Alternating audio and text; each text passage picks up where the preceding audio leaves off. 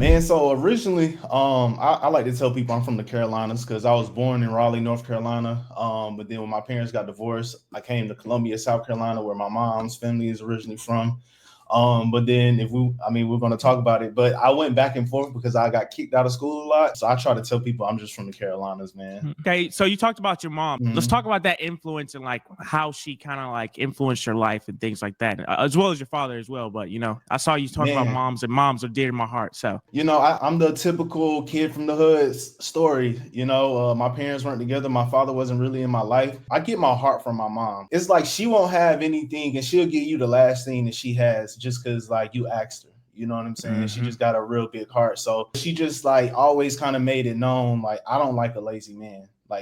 So it's like just growing up, I just always knew like I had to work. I had to work. She's like the neighborhood mom. She's like, if you met her, that would become your mom. Like, she's a mom to my friends. I never block anybody from like actually being able to experience my mom just because the love I got from her growing up is like, man, if you have never experienced that, like, please go get that from her because it's so raw and genuine, and like she'll just help you any way she can. And that kind of is what made me get my PhD in AI. And instead of focusing, because I'm a business junkie, but instead of focusing on how it can help businesses, I was like, man, let me focus on my people and like, how can I help veterans? Because, I went through post-military depression, didn't know what that was. I was blessed enough to still be able to land a six-figure job as my first role as assistant vice president at Citibank. But, that was God. But, a lot of people don't have that same story. And so, this is where my mom comes out, where it's like, you know what, instead of me doing my PhD and, trying to compete with the Harvards, like PhDs and do business and, all like the Microsoft and the Googles, like, man, let me go back, let me do this PhD and let me go help somebody. And so that's kind of how I got here. So that's a little bit about my mom. Okay, hey, thank you for sharing, man. Let's talk about some early exposure to technology. We grew up in an era where we're kind of like that blend of like technology was just getting started. Like, what was the first time you touched any piece of technology? Crazy enough, man, I would say it was like The Sims. It was The Sims. It was gaming. So I would say gaming like introduced me to technology. So like The Sims, and then like I used to love creating my MySpace page. Like anytime I found a new code, like it was like a website, you could go find it, like make your background look like the Matrix, like like back in the day. So I was coding before I was coding, so to speak. Yeah, a lot of 90s kids that I talked to, and they were like, man, remember when MySpace was really like up there and talking about changing backgrounds and making the music. We were coding, we didn't know it because we still had to go get the code from somewhere, but we still had to know how to implement it. Like, it was the back end, we had to know where to input the code at so it could show up on the profile where we wanted. Like, we want the music button to be right here, we wanted it to turn on as soon as somebody came to the page. We were early, we just didn't really, we had nobody to communicate to us like that's what that was, because we were just treating it like a social media platform. We weren't treating it as like tech.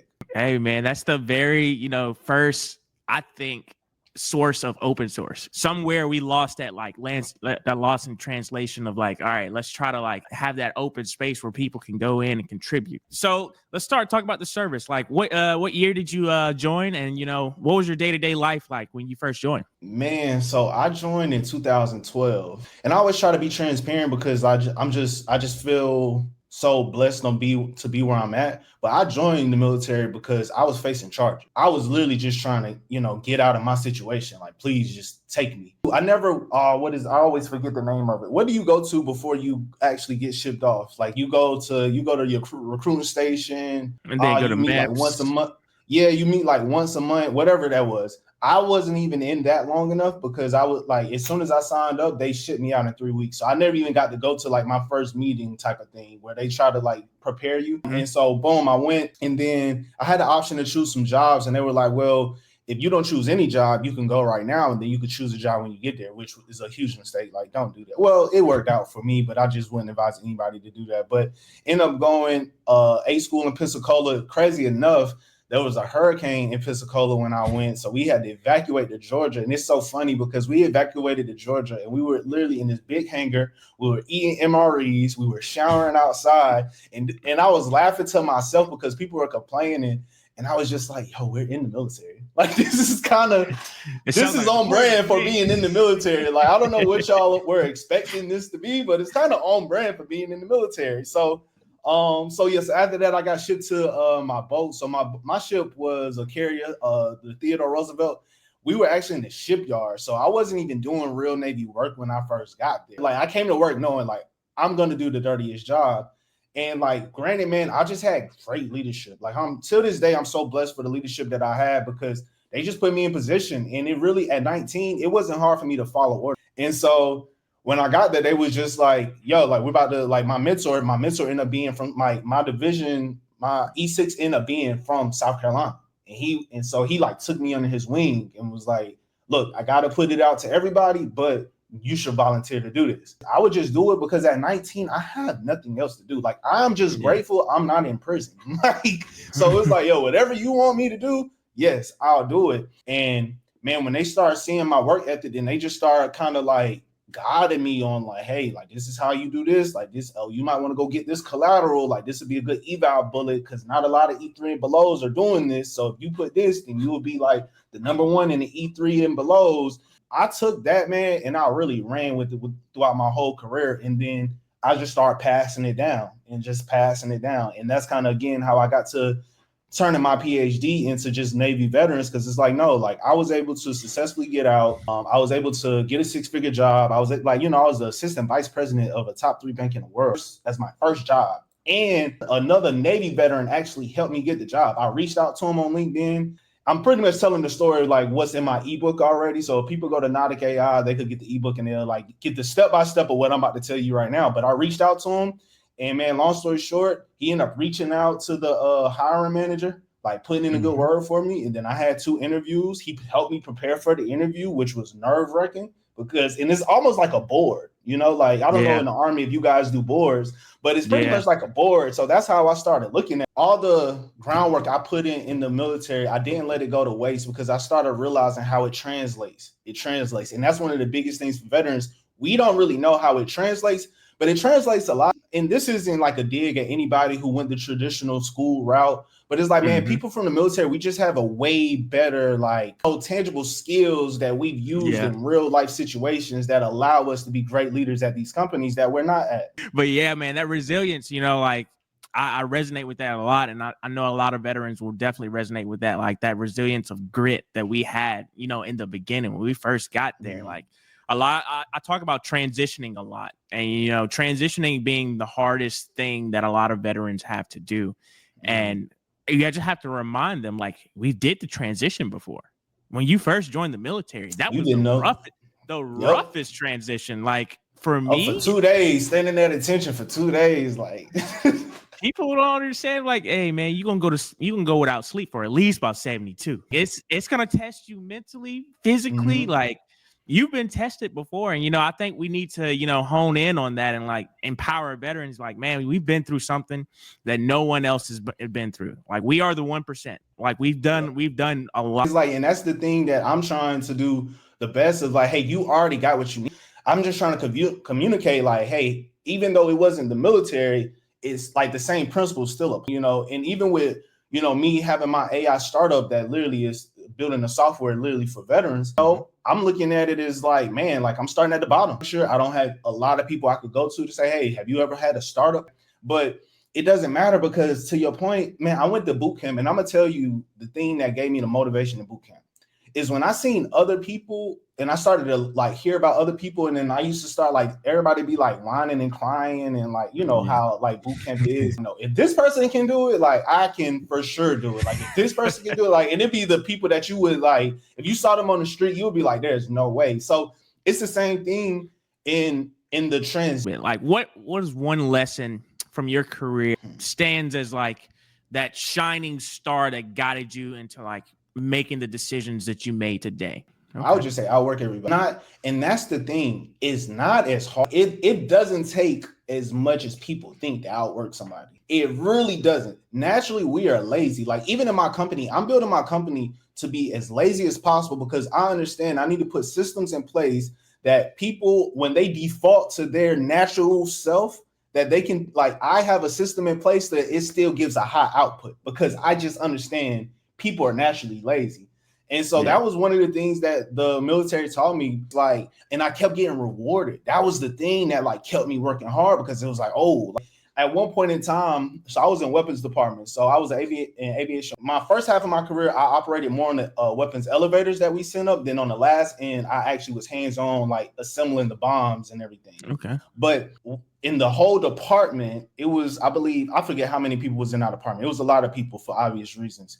But it was a lot of people in our department, and my department kept sending me up for seller of the quarter and seller of the year, seller of the quarter, seller of the year. They kept sending me up, and one of the E9s who sits on the board, he asked one time, like, y'all don't have nobody else in weapons? And my leadership at the time, my E8 was like, yeah, we do, but this is the best we got. That's all I did. I would outwork everybody. And then I guess one thing I would take back is the mentorship part. The mentorship part was huge because they were able to like tell me what I should be doing. So they were putting me in positions and I just had to do the work. So it was like, you know, they met me halfway, I met them halfway. And that would probably be the two biggest things. Like, man, just outwork everybody and just find a mentor who can actually guide you. What drew you into tech and specifically into AI and, you know, cybersecurity? Let's talk more about like your tech career and experience and like what, you know, you're going to be doing going forward. I always wanted to get into tech. I always wanted to get back to it, but it was like, I always had interest on like, man, what can I do in the tech space? But I never had anybody to communicate what that could be because I'm such an ops guy that I didn't know like, how could I go from ops to tech? And so there was a girl named B. Simone, and she started making content around cybersecurity.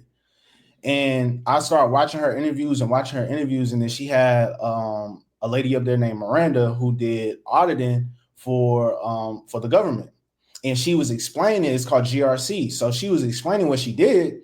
And I'm thinking, oh, that's what I did in the Navy, like with bombs, like we had auditing. Yeah. Like, so it was literally just auditing, but it's just technology. I reached out to her and we ended up getting on the console and I was telling her, she was like, oh yeah, like she ended up explaining to me how my transferable skills from the Navy would actually, from the Navy in my job building bombs could actually be perfect for auditing, IT auditing in a sense. And so I had a conversation with her and then I go back even before then, one of my friends, Kayla, she's in cybersecurity now. And she told me she was like an insurance person or something. And she was like, yeah, I'm in cyber now. And she didn't have security. Yeah, and I'm making $125,000. And I was like, whoa, no experience, like no certs, no nothing. Like, tell me more. And that's when I started digging into it. So that's like that was the first person to like push me to see, like, figure it out. And then once I figured out, like, oh, I have transferable skills from that's, you know, auditing and governance, like that's natural to me. That's easy to me. And then I just started. So let's go back. Another Navy veteran actually is the reason why I ended up getting into cyber. He gave me my first cyber job. He was my CISO. Didn't even know what a CISO was at the time. And so I reached out to him and I said, you know, hey, I have my Security Plus. At the time I had my Security Plus. Like I got Security Plus. I'm studying for my CISA, the Certified Information Systems Auditor. I see you guys have some roles open because I was government contracting for Amentum, and Amentum had a corporate cyber roles. So I just went on the internal website, and this is anybody who's listening who wants to get into cyber, I really encourage you to literally look on the internal website and figure out there any tech roles that you're interested in. You could literally see who's the hiring manager, who's the recruiter. You could literally see all that on the back end and just, you know, get your pitch together, you know, get all the information you need, prepare yourself before you even reach out. Say, hey, I see you guys have these job openings. You know, I'm interested, like you mind jumping on a call, whatever pitch you want to use. But that's eventually what I ended up doing. So I ended up reaching out to him, didn't even know he was a CISO. I was just asking him, you know, how was it being a CISO? Like what advice could you give me? And like I said, he was Navy as well. So I was able to communicate what I did in the Navy. And one of the things I try to tell even my guys when I was getting out is like, man, you can't be a piece of shit here and think you're going to go to the civilian world and just kill it. Like you have to have that work ethic still. You have to have those merits. So because I was able to communicate to him, you know, I was just all these things, everything I had did, he knew like, okay, this is a player. This is an A player. Like, okay, cool. So he got on the call with me, had a conversation. He was like, man, unfortunately, those roles are filled, but I like you. So send me your resume. So go back. Before I even did all of this, I got my resume professionally done. I sent it to him. Probably like 45 minutes went by. He responded like, hey, I just sent your resume to my director. He's going to be reaching out.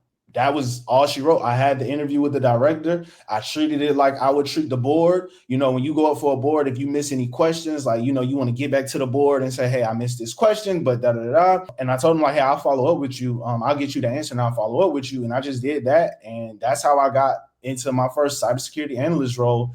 And then that turned into, because I guess I expressed that I was into AI at some point, and because we do the auditing for the whole enterprise and AI is a thing, they were like, hey, do you want to be the AI governance lead? And I'll be working with directly with the CTO's office. And mind you, the CTO's office was like 2 people. So it was pretty much I was working for the CTO at the same time. And so that's kind of how I got into the AI role. And then to fast forward to how I ended up getting my PhD in AI, again, I'm just so grateful for the military. Anybody who's in the military, I pray that you take advantage of all these amazing benefits that we get. So they came out with the Rudisill Act. The Rudisill Act is if you did more than one enlistment, they'll give you your Montgomery GI Bill back. So I ended up getting 12 months back. And mind you, I maxed out my GI Bill with my MBA. So I was just like, oh, I got 12 months. Like, do I go get another master's in cyber, or like, what do I do? So luckily I built enough of network of people in cyber, and they were like, man, you should really get it in AI. And like me just thinking how I'm thinking and having the people around me that I do, somebody mentioned, why don't you just get your PhD? And so, I was like, you know what? They gave me 12 months back to go to school. I'm gonna shoot my shot. That's all I could do is shoot my shot. So I went and I looked up, I looked up the requirements to get it, and I was like, ooh, I meet these requirements. Like my GPA for my MBA was a 3.8. So I like had that check mark. I had my resume. I had to get 3 letters of recommendation. And luckily enough, my director gave me a letter of recommendation. The lady who helped me get into cyber, she's a director for the federal government. She gave me a letter of recommendation. And the chief CISO of CISA, the cybersecurity, like for the government, cybersecurity literally for the government, I know her. And she's like a chief somewhere, and she gave me a letter of recommendation with the CISA. Like she sent it with the CISA headline on it. Like it just looked real good, real professional. She gave me that, and I ended up applying for it, and I ended up getting in, man. So that's kind of my kind of route into cyber and tech. I think we need to start thinking outside the box more, because during whether it be training ops, missions, you always have to think outside the box. Like they used to tell us, figure it out. They didn't care how we did it, but it's like, what are you going to do? Like you have to like we have to go on deployment. We have to do these things. So I don't care what you have to do, but do it. And it's literally the same thing in the civilian world. I don't care what you have to do to get that job, to break into that industry. I don't care what you have to do, but do it. All right, let's start talking about, entrepreneurship for veterans, your current work a little bit. You say right now, you're working on the AI powered application for veterans. What transcribed to where like, all right, this is what I want to do to help give back. I know I want to give back, but this is exactly what I want to do to give back. Okay, I'll ask you, how was TAPS for you? How was your transition experience? It was terrible. They either told me I'm going to go work in the oil fields in Alaska, or you're going to go be a state trooper. And I was like, that's it. Like, that's it. It's terrible, bro. And it's like, I hope like if the Navy sees, the DOD sees this, like I'm not against you guys at all. I want to work and partner with you to improve a system that has been in place for 100 years that nobody thinks is good. I haven't met a veteran. It doesn't matter if they were Air Force, Army, Coast Guard, Marines. I have yet to meet a veteran that said their transition was a perfect transition and it really prepared them. And so I just, from an entrepreneur standpoint, I just thought about, okay, what is one of the main problems with veterans? The transition. It sucks. And it's to nobody's fault because I had great leadership. They have no idea what it's like in the civilian world. They can't give me any letters of recommendation, so to speak. They can't put me in contact with anybody. Like, especially in my field as aviation ordnance, a lot of times everybody who retires as like in my line of work, they go do contracting still building bombs. So they're not necessarily in any high paying field, so to speak. And so nobody could really help me. So it's nobody's fault because you've been there when somebody was getting out. They were like, okay, cool. Just make sure you go to TAPS, like, because it's like they're only focused on the people that are actually staying in. So it's really nobody's fault. And that's why I want to just raise my hand and say, hey, like, let's just, as veterans, we can take care of each other. Like, we don't have to like rely on everything else. We know what we need. Okay, cool. How can we just start helping other veterans? And especially what triggered me the most was when I did the research, and it's like, if a veteran is going to commit suicide, it's going to happen within the first year, and it's like a 46% chance that it happens. Like, that's research, and it's like, whoa, like, I just love being a veteran so much that it's like, no, because we're less than 1% in the world. Like, we really suited up and put our lives at danger. Like, there's no reason why we should be at the top of the list when it comes to like suicide rates. That is crazy. Why are the people that serve this country getting out and at the top of the list for suicides? When you told me that statistic, I was like, oh my goodness, like that's an astronomical number. The sense of camaraderie is the one thing I think that a lot of veterans are what makes the post-military stress like a thing. Yeah. Or what exactly can we do as the veteran community? It's kind of like, all right, your community's just changed. Your camaraderie's just changed. You're going from active to veteran. What do you think we should do as veteran community to kind of like embrace these transitioning veterans? I think what you're doing, how you have a platform and how you're getting the information out there. I think we have to do a better job at, I guess, getting over our egos and like talking about like the hardships that we personally went through. And we have to like just be transparent and just let other people know like, hey, you're not alone out there. And I think that's really what it's going to take, is just more veterans like voicing that. I think there should be like a rule at 6 months before you get out, you have to create a LinkedIn account, because that is like the number one place where it's easy to connect. You're going to have the veteran thing in your header. You're going to have that you was in the military on your LinkedIn so people can see. There's so many hashtag veteran groups that you could go search and look up. And it has to start like at inception. So it's almost like we got to partner with the military at some point, because we need to know who's getting out. Like, who's getting out and how can we get in contact with those people? How can we go speak to those people? And how can we let them know like, hey, this was great, but hey, if you want to continue on and if you still aren't sure about, how to transition, like there's another community for you that you can go join and that you could get all the help that you need. So I think it's just what you're doing. I think what you're doing is huge. And like, we just have to go grab more people to be involved, because there's a lot of veterans out here like me and you who have had like a successful post-military career, in the sense that we have enough information to give back to. In the military, we're not really taught to market. We just have to get over that, and we have to put our egos aside to know that even though it's not going to be perfect, it's still needed, because somebody will take this conversation right now and like this was all they needed. As long as you got the confidence now to know and you have somewhat of like direction that you need to go in, and you could be back motivated again, how when you first joined the military, you were trying to make rank and you were so motivated. Yeah. If we can give you back that feeling, then perfect. Like that's what's missing, because people don't feel, they don't have the information to jumpstart that dog in them that they had when they first was in the military. They don't have that information to like trigger them to say, oh, okay, all right, this is what I need to do. So what needs to be done is I think you're doing it. And I feel like it's like two islands, we need to be the bridge to help them get from here to there. Yep. And, that, really, like you said, that's that marketing aspect that we didn't learn in the military. They are looking to their seniors of like, all right, hey man, how did you do it? Please just tell me, give me some type of guidance to where like, yeah, I know my path is going to be different, but you can give me the head start that I need to take that path. So information changes situations, man. I say that all the time. Oh, I like that. Information changes situations. Before we wrap it up, just give us one piece of advice for a veteran listener who wants to break into tech or even just try to find a mentor or a community. Man, I think obviously if they're listening to this, they're already in the right place. So obviously either reach out to me or reach out to you. I have an ebook that I created, pretty much giving literally the step-by-step formula on like what I did to actually break into. I have the prompts in the ebook. I have all the reach out templates that people need, like step-by-step in the ebook. If you need help creating your resume, I have those templates on. Pretty much the prompts are teaching people how to prompt in ChatGPT and just start understanding, hey, I used to do this. This is what I want to do.